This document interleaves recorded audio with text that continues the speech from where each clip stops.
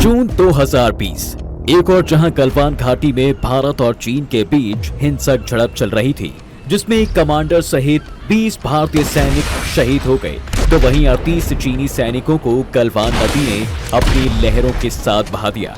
4 दशक में पहली बार दोनों देश इस तरह से आमने सामने आए थे और देखते ही देखते दोनों के बीच स्ट्रेस नेक्स्ट लेवल तक पहुंच गया था। वहीं दूसरी तरफ चीन के हेबई प्रांत के एक मेडिकल स्कूल के बाहर लाखों लोगों की कतार लगी थी।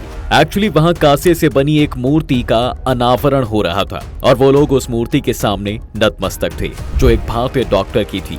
वो डॉक्टर जिसके कर्ज तले चीन आज भी दबा हुआ है। आखिर कौन था वो डॉक्टर और ऐसा कौन सा कर्ज है जिसे चीन आज तक चुका नहीं पाया? क्यों दोनों देशों के बीच इतने मनमुटाव के बाद भी चीन उस डॉक्टर के सामने झुकता है? चलिए आज की इस वीडियो में इसी की एमआरआई करते हैं। अब दोस्तों, इस इंडियन डॉक्टर के बारे में जानने से पहले हम एक मजेदार कहानी पर बात करेंगे। बात 7वीं सदी की है। उस वक्त तो चीन का विशाल साम्राज्य टुकड़ों में टूट रहा था। सूबे के सरदारों की ताकत दिन प्रतिदिन बढ़ती जा रही थी। ऐसा ही एक सूबा था जिन नाम का। यहाँ का सरदार काफी ताकतवर था। उसकी कई बीवियां थी। इनमें से एक का नाम था ली जी। जी हाँ, उसने कई षड्यंत्र रचे और खुद को सबसे ताकतवर बना लिया। देखते ही देखते उसने अपने बेटे को सूबे का अगला वारिस घोषित कर दिया। ये देखकर सरदार के दूसरे बेटों ने बगावत कर दी, जिसके बाद दोनों माँ बेटों को जान बचाने के लिए जंगल में भागना पड़ा। उनके साथ उनका एक वफादार सिपाही भी गया, जिसका नाम था जी झेतुई। हालांकि कुछ सालों बाद दोनों माँ बेटे ने मिलकर फिर से अपनी सत्ता हासिल की और सूबे पर हुकूमत करने लगे। जिन लोगों ने मुसीबत के वक्त उनकी मदद की थी, उनको खूब इनाम और पदवियां दी गईं। लेकिन इस दौरान वो जी झेतुई को भूल गए, जिससे दुखी होकर वो जंगलों में रहने के लिए चला गया। कुछ साल बाद नए सरदार को अपने वफादार सैनिक की याद आई, तो उसने झेतुई को बुलावा भेजा, लेकिन उसने वापस लौटने से इनकार कर दिया। इस बात से खफा होकर सरदार ने अपने सैनिकों को जंगल में आग लगाने का आदेश दिया, लेकिन जंगल की इस आग में झेतुई जलकर राख हो गया था। जब सरदार को यह पता चला तो उसे बहुत दुख हुआ और उसने झेतुई की याद में एक मंदिर बनवा दिया और यहाँ से शुरुआत हुई एक नई परंपरा की। एक्चुअली जिन प्रांत के लोगों ने फैसला किया कि झेतुई की याद में वो हर साल दिसंबर के महीने में आग नहीं जलाएंगे। अब दिसंबर में जबरदस्त ठंड पड़ती है, इसलिए इस परंपरा के चलते जिन प्रांत के लोगों को बहुत दिक्कत होती। आखिर में डिसाइड हुआ कि भाई इस परंपरा को जो है एक त्योहार के रूप में मनाया जाएगा, वो भी साल में सिर्फ 3 दिन, वो भी बसंत महीने में। अब आगे चलकर यह त्योहार पूर्वजों को याद करने का एक तरीका बन गया। आज चीन में इसे कोल्ड फूड फेस्टिवल या चिंगमिंग फेस्टिवल के नाम से जाना जाता है। इस त्योहार के दिन हर साल चीन के लोग अपने पूर्वजों की कब्र पर फूल चढ़ाते हैं और उन्हें याद करते हैं। इस दौरान चीन द्वारा लड़े गए युद्धों में भी शहीद हुए लोगों को भी श्रद्धांजलि दी जाती है। खासतौर पर चीन के ईस्ट में बसे हीबे प्रांत की राजधानी शीजीयाजुआंग में, जहां एक शहीद मेमोरियल पार्क बना हुआ है। यहाँ पर कई कब्रें बनी हुई हैं, जिनमें से एक पर एक भारतीय का नाम लिखा हुआ है, डॉक्टर के देहुआ, जिनका असल नाम डॉक्टर द्वारकानाथ कोटनीस था। भारत में जन्मे इस डॉक्टर के आगे चीनी राष्ट्रपति भी झुकते हैं। जी हाँ, उनके आगे चीन के सबसे ताकतवर नेता रह चुके माओ त्से-तुंग भी नतमस्तक थे। डॉक्टर कोटनीस को भले ही भारत में कोई नहीं जानता हो, लेकिन चीन में हर किसी को उनका नाम आज याद है। दोनों देशों के बीच की आपसी दुश्मनी के बाद भी चीन इस एक भारतीय डॉक्टर के नाम पर पिघल जाता है। डॉक्टर कोटनीस की मौत पर चीन के सबसे बड़े नेता माओ त्से-तुंग ने कहा था कि राष्ट्र ने एक दोस्त खो दिया। उन्हें फ्यूचर में प्रेजेंट से भी ज्यादा रिस्पेक्ट मिलेगी, क्योंकि उन्होंने आने वाले कल को संवारा है। हमें उनकी वसुधैव कुटुंबकम की भावना को हमेशा याद रखना चाहिए। डॉक्टर कोटनीस का वसुधैव कुटुंबकम का मैसेज भले ही वो भूल गए हों, लेकिन उन्होंने अपने इस भारतीय मददगार को हमेशा याद रखा, तब भी जब सीमा पर दोनों पड़ोसी देशों की उलझन खत्म होने का नाम नहीं लेती। 1949 में पीपल्स रिपब्लिक ऑफ चाइना की स्थापना के बाद से 7 चीनी राष्ट्राध्यक्ष भारत का दौरा कर चुके हैं। हर दौरे में कोई भी राष्ट्राध्यक्ष डॉक्टर कोटनीस के परिवार से मिलना नहीं भूलता। साल 2014 में जब शी जिनपिंग भारत दौरे पर आए, तब उन्होंने भी इस परिवार से मुलाकात की थी। जिनपिंग दिल्ली में डॉक्टर कोटनीस की बहन से मिले और झुककर उनको सलाम किया। लेकिन यहाँ पर सवाल ये है कि भारत का ये डॉक्टर चीन के लिए देहुआ कैसे बन गया? क्या है ये डॉक्टर कोटनीस की कहानी और क्यों चीन के लोग उनकी इतनी रिस्पेक्ट करते हैं? तो इसकी कहानी शुरू होती है 1938 से, तब चीन और जापान आपस में युद्ध में उलझे हुए थे। जापान ने चीन के एक बड़े भूभाग पर कब्जा कर लिया था। इकोनॉमिकली कमजोर और पॉलिटिकली अनस्टेबल चीन के लिए सुपर पावर जापान से निपटना मुश्किल हो रहा था। ऐसे में चीन भारत से मदद मांगता है। कम्युनिस्ट जनरल झू डे ने कांग्रेस नेता जवाहरलाल नेहरू को एक पत्र लिखा और कुछ भारतीय डॉक्टरों को चीन भेजने की रिक्वेस्ट की ताकि युद्ध में घायल हुए सैनिकों को सही ढंग से इलाज मिल सके। उस वक्त भारत में खुद स्वतंत्रता आंदोलन पूरे उफान पर था और दुनिया दूसरे विश्व युद्ध की आहट महसूस कर रही थी। ऐसे में आजादी के लिए संघर्ष कर रहे एक देश ने उस देश की मदद करने का फैसला लिया जो अपनी आजादी बचाने की कोशिश में जुटा हुआ था। तब कांग्रेस के अध्यक्ष थे नेताजी सुभाष चंद्र बोस। उनकी अपील पर भारत से 5 डॉक्टर जाने के लिए तैयार हुए। इनमें से एक डॉक्टर द्वारकानाथ कोटनीस भी थे।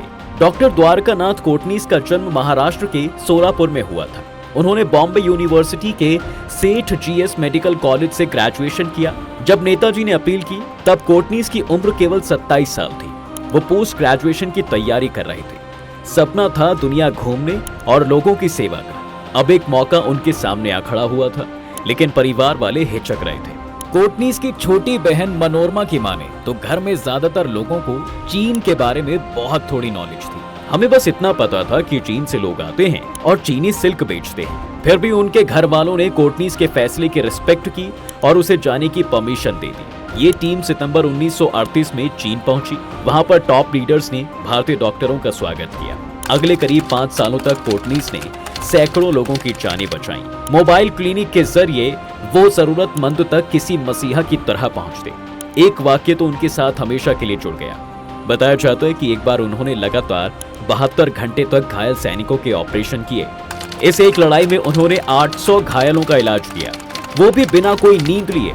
कोटनीस ने चीनी जनता और सरकार का दिल जीत लिया, जिसके बाद उन्हें doctor Bethune international piece hospital का डायरेक्टर बना दिया जाता है। कहा जाता है कि चीन में रहते हुए डॉक्टर कोटनीस ने कम्युनिस्ट पार्टी भी ज्वाइन कर ली थी। हालांकि इसके कोई पुख्ता सबूत नहीं मिलते। हालांकि वो कम्युनिस्ट पार्टी की इंग्लिश रूट पार्टी का हिस्सा जरूर थे, जिसे खुद माओ लीड कर रहे थे। इसी बीच साल 1940 में डॉक्टर कोटनीस की मुलाकात गुओब किंगलान नाम की एक नर्स से हुई। दोनों में प्यार हुआ और फिर दोनों की शादी हो गई। उन्हें एक बेटा हुआ जिसका नाम रखा गया यिन हुआ।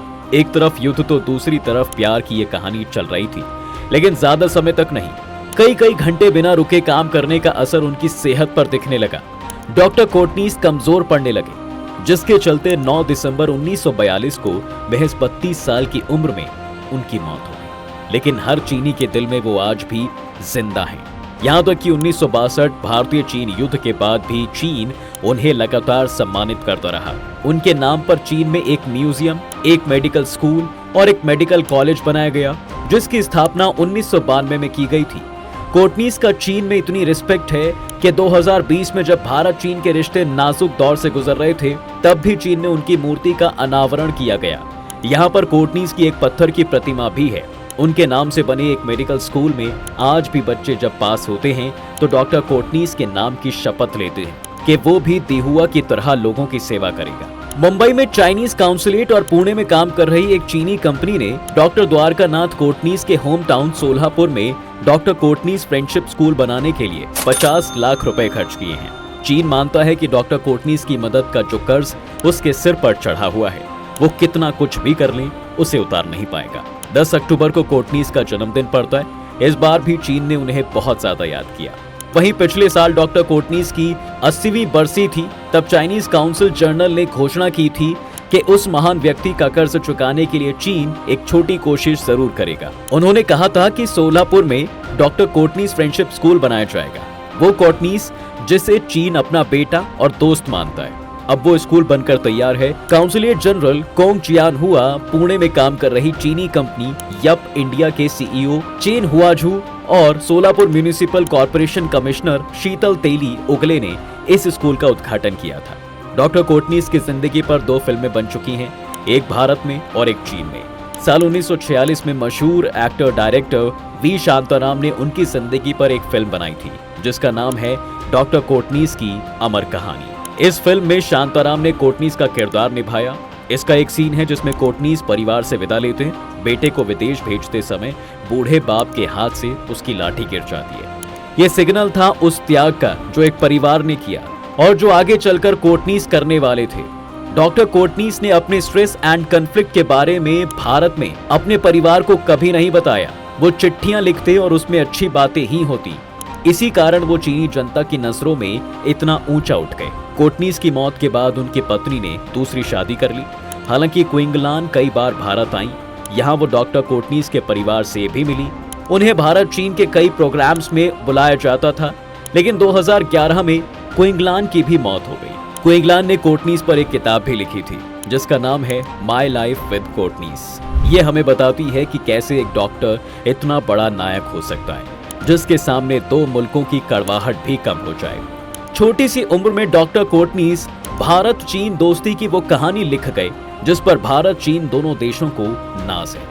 आपको कोटनीस की कहानी कैसी लगी हमें कमेंट करके जरूर बताएं। वीडियो को लाइक और शेयर जरूर कर दें और चैनल को सब्सक्राइब करना बिल्कुल ना भूलें।